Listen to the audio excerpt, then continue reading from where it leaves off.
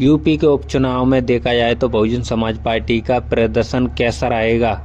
Bahujan Samaj party क्या अपनी छवि को उभार पाएगी, क्या अपनी छवि बना पाएगी। बहुजन समाज पार्टी क्या अपनी रणनीति के हिसाब से राजनीति कर पाएगी। अब बहुजन समाज पार्टी का 9 सीटों पर देखना होगा कितना जनाधार या फिर कितनी सीट ला सकती है, जीतने में कितनी सीट कामयाब हो सकती है बहुजन समाज पार्टी। अब बीएसपी का यही देखना होगा दलित समाज को अपना वोट बैंक दलित समाज का बचा सकती है या फिर बीजेपी या समाजवादी पार्टी इसमें भी अपनी बड़ी पकड़ बना सकती है। यूपी के अंदर विधानसभा के उपचुनाव हुए हैं और इसमें 9 सीटों पर चुनाव होने हैं।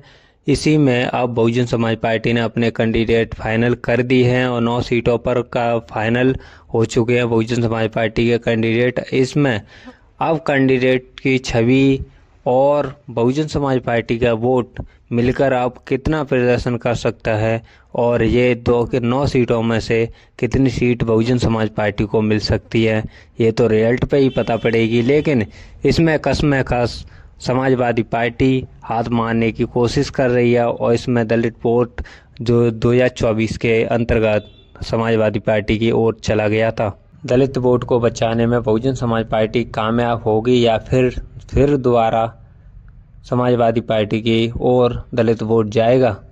9 सीटों के उपचुनाव हैं यूपी के अंदर और इसमें बीजेपी कड़ी टक्कर दे रही है सभी पार्टियों को और इसमें देखना होगा कि बीजेपी को कौन सी पार्टी हराती है। 9 सीटों पर समाजवादी पार्टी और बहुजन समाज पार्टी, आज़ाद समाज पार्टी और इसमें बीजेपी का बड़ी टक्कर है और इसमें यह देखना होगा कौन सी पार्टी किसका आधार ज़्यादा दिखता है। कयास लगाए जा रहे थे कि बहुजन समाज पार्टी के राष्ट्रीय कोऑर्डिनेटर आकाश आनंद जमीन पर उतरकर यूपी में 9 सीटों पर चुनाव प्रचार करेंगे, लेकिन इसी दौरान कयास लगाए जा रहे हैं कि अब अनुमान लगाया जा रहा है कि बहुजन समाज पार्टी की बसपा सुप्रीमो मायावती आकाश आनंद को यूपी की 9 सीटों पर नहीं प्रचार के लिए भेजेंगी, क्योंकि महाराष्ट्र में चुनाव होने और झारखंड में विधानसभा के चुनाव होने, दोनों राज्यों में आकाश आनंद की जिम्मेदारी रहेगी और इस पर महाराष्ट्र और झारखंड में बहुजन समाज पार्टी का राष्ट्रीय कोऑर्डिनेटर मौजूद अपनी रैलियां करेंगे।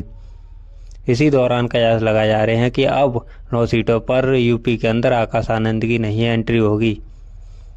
बहुजन समाज पार्टी के द्वारा कोई भी ऐसी प्रतिक्रिया नहीं आई है कि जो कि बहुजन समाज पार्टी के राष्ट्रीय कोऑर्डिनेटर आकाश आनंद को जिम्मेदारी नहीं दी जाएगी, लेकिन अनुमानों को द्वारा लगाया जा रहा है कि बहुजन समाज पार्टी के राष्ट्रीय कोऑर्डिनेटर आकाश आनंद नहीं मौजूदगी रहेगी, जो कि 9 सीटों पर उपचुनाव होने हैं। इसी में बहुजन समाज पार्टी यहाँ पर कसम-ए-कस अपने उम्मीदवार उतार रही है और सभी को टक्कर देने के लिए अपने चुनिंदा उम्मीदवारों को घोषित कर रही है।